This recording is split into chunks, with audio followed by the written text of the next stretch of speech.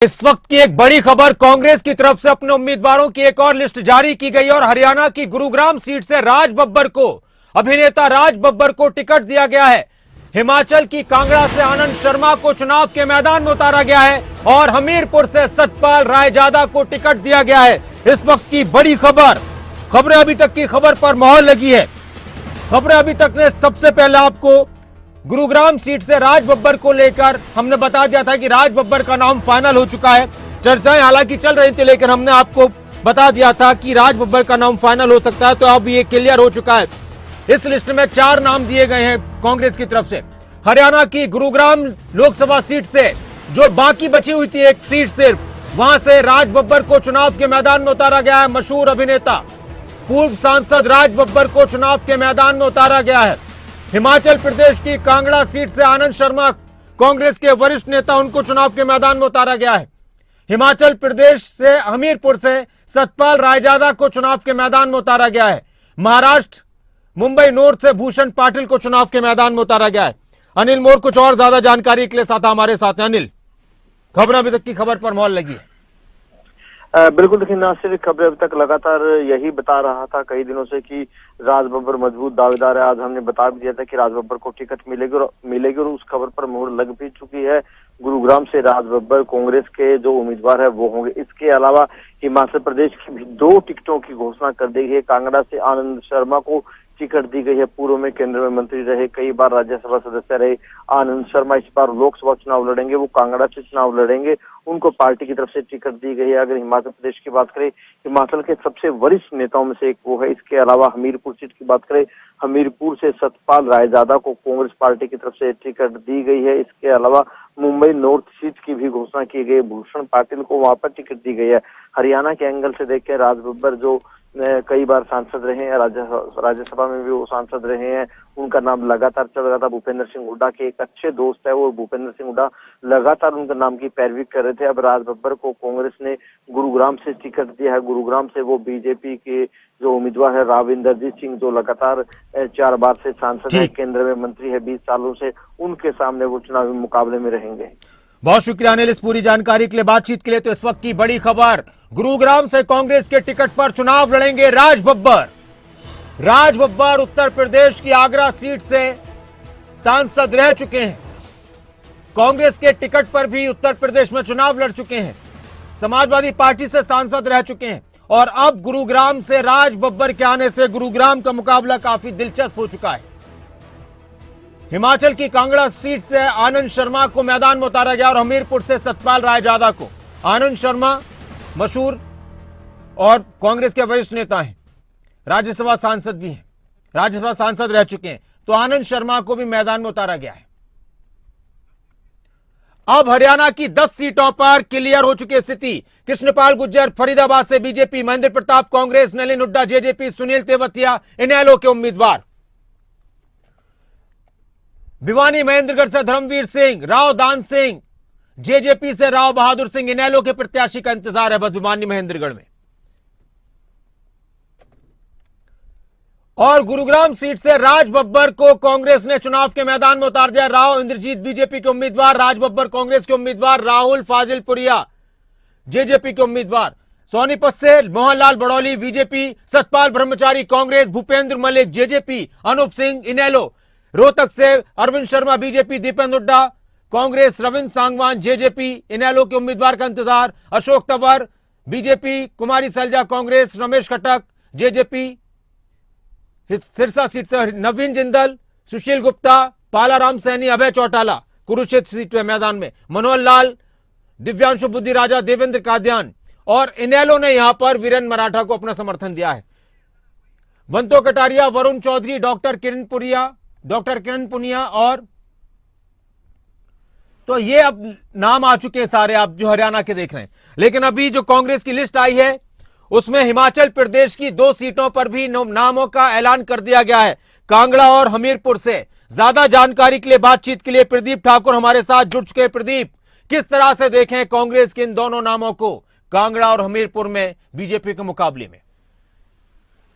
बिल्कुल आशीष, देखिए इसी बात का इंतजार किया जा रहा था कि तारीखों से कांग्रेस पार्टी के कैंडिडेट कौन होंगे। जी। और अगर हमीरपुर संसदीय क्षेत्र की बात करें, जहाँ से खुद मुख्यमंत्री ताल्लुक रखते हैं हमीरपुर जिला से, और उन्ना वो भी उसी संसदीय क्षेत्र का हिस्सा है, वहाँ के उप मुख्यमंत्री यहाँ से सतपाल रायजादा का नाम पहले से ही चर्चा में था। वो लगातार चुनाव प्रचार भी कर रहे थे, लेकिन जो बड़ा यहाँ पर दिलचस्प मामला।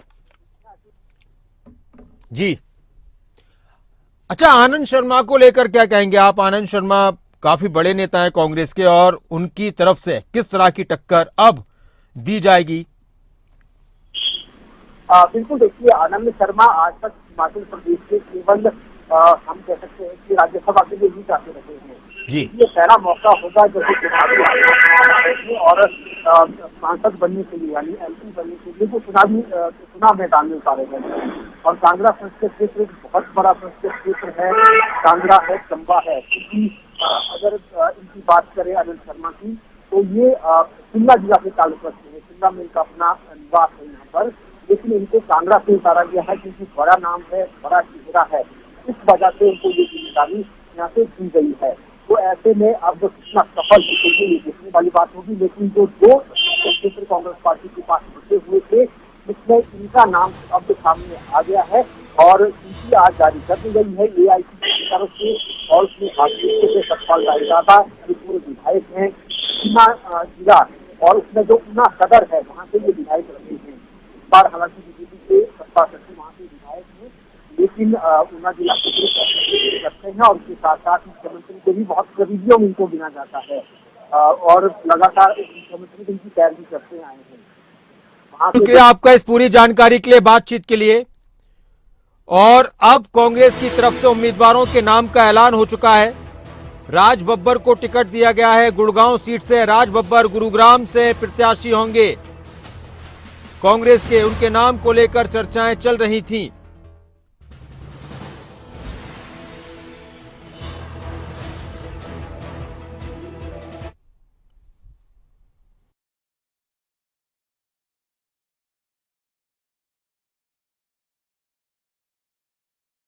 तो इस वक्त की बड़ी खबर,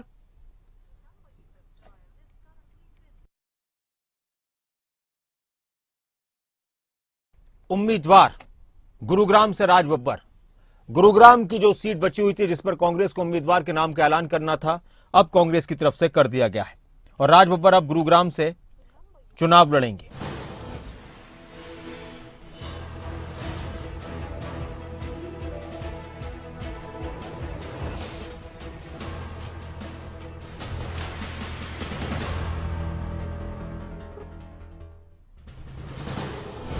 हमीरपुर से सतपाल रायजादा को टिकट दिया गया है। आनंद शर्मा कांगड़ा से उम्मीदवार बनाए गए। गुरुग्राम से राज बब्बर चुनाव के मैदान में। और इस वक्त जितेंद्र चौधरी हमारे स्टेट हेड मेरे साथ जुड़ चुके हैं। जितेंद्र, राज बब्बर को लेकर खबर हमने चलाई थी, खबरें अभी तक की खबर पर मोहर लगी है। किस तरह की चुनौती देखते हैं, किस तरह की लड़ाई देखते हैं गुरुग्राम की सीट पर? अब देखिए, बिल्कुल इससे पहले ही लगातार खबरें अभी तक की तरफ से राज बब्बर जो है पहले नंबर पर होंगे। जहां ये जानकारी दी जा रही थी, वहीं ये भी अपने दर्शकों को लगातार जो है बताने का काम किया जा रहा था कि राज बब्बर जो है वो यहीं से गुरुग्राम से जो है कांग्रेस की टिकट पर प्रत्याशी हो सकते हैं। साथ ही साथ आज सुबह ही खबरें अभी तक की तरफ से कंफर्म ये जानकारी अपने दर्शकों को दी गई थी कि आज ही जो लिस्ट है जो वो जारी हो जाएगी कांग्रेस की, और राज बब्बर जो है वो गुरुग्राम से प्रत्याशी होंगे। बिल्कुल कंफर्म तरीके से हमने अपने तमाम दर्शकों तक ये जानकारी बड़ी जिम्मेदारी के साथ पहुंचाने का काम किया था। वहीं अगर हम बात करें तो जिस तरीके का ये पूरा अब समीकरण बन रहा है, क्योंकि एक और फाजिलपुरिया है, दूसरी तरफ बीजेपी से राव इंद्रजीत सिंह मैदान में है। राज बब्बर के आने के बाद अब ये कहा जा सकता है कि जो दोनों राष्ट्रीय पार्टी है उनके जो पत्ते हैं वो अब खुल चुके हैं और मुकाबला किस प्रकार का रहने वाला है इस पर भी अब नजर बनी रहेंगी। एक और जहां कैप्टन अजय यादव भी इस सीट पर पूरे तौर पर दौड़ में थे, लेकिन राज बब्बर को लेकर के नाम जो है वो कंफर्म माना जा रहा था। पूर्व मुख्यमंत्री व नेता प्रतिपक्ष भूपेंद्र हुड्डा से भी उनकी तरफ से मुलाकात की गई थी, जिसके बाद ये माना जा रहा था कि ये मुलाकात भी सियासी तौर पर लोकसभा चुनाव के मद्देनजर की गई है और कहीं ना कहीं कंफर्मेशन को ही वो मुलाकात दर्शाते हुए नजर आ रही थी। लेकिन इसके बाद संशय हुआ, गुरुग्राम की सीट जो है वो अटकते हुए नजर आई। 8 सीटों पर कांग्रेस की तरफ से अपने प्रत्याशी उतारे गए और ये संशय बना कि आखिर क्या कारण रहा कि गुरुग्राम की सीट पर अभी तक जो प्रत्याशी है वो नहीं उतारा गया है। लेकिन इसके बावजूद कांग्रेस में अंदरूनी तौर पर लॉबिंग का सिलसिला जो है वो जारी रहा और एक बार फिर ये जो 9वीं और अंतिम सीट, क्योंकि 10वीं सीट जो है या फिर पहली सीट अगर हम कहें कि जो कुरुक्षेत्र की सीट है वो इंडिया गठबंधन के तहत जो है सुशील गुप्ता को दी गई है, आम आदमी पार्टी को दी गई है। तो वहीं अब जो अंतिम सीट थी गुरुग्राम की सीट, उस पर भी भूपेंद्र सिंह हुड्डा का ही पूरे तौर पर दबदबा जो है वो देखने के लिए मिला है। और जो मुलाकात सियासी तौर पर हुई थी वो मुलाकात इसकी बानगी है कि जो मुलाकात हुई थी उस मुलाकात में सियासी तौर पर इसको लेकर के ये तय हो चुका था। लेकिन कुछ जो तकनीकी दिक्कतें जो है पार्टी के अंदरूनी जो चीजें हैं मीडिया में खुल करके सामने जो नहीं आ पाती, उसकी वजह से शायद ये टिकट अटकते हुए नजर आई थी। लेकिन सुबह ही खबरें अभी तक ने अपने दर्शकों को जिम्मेदारी के साथ ये जानकारी दे दी थी कि इस प्रकार से जो राज बब्बर है उन्हें मैदान में उतारा जाएगा। अब जातीय समीकरणों को देखते हुए, सर्वे को देखते हुए, क्योंकि कांग्रेस ने ना सिर्फ एक सर्वे भी कराया है तमाम सीटों पर, उस सर्वे में और जो गुरुग्राम के कुछ लोग हैं उनकी मांग को देखते हुए इस प्रकार का निर्णय किया गया है कि इस प्रकार का चेहरा राव इंद्रजीत सिंह के समक्ष जो है उतारा गया है, सामने उतारा गया है।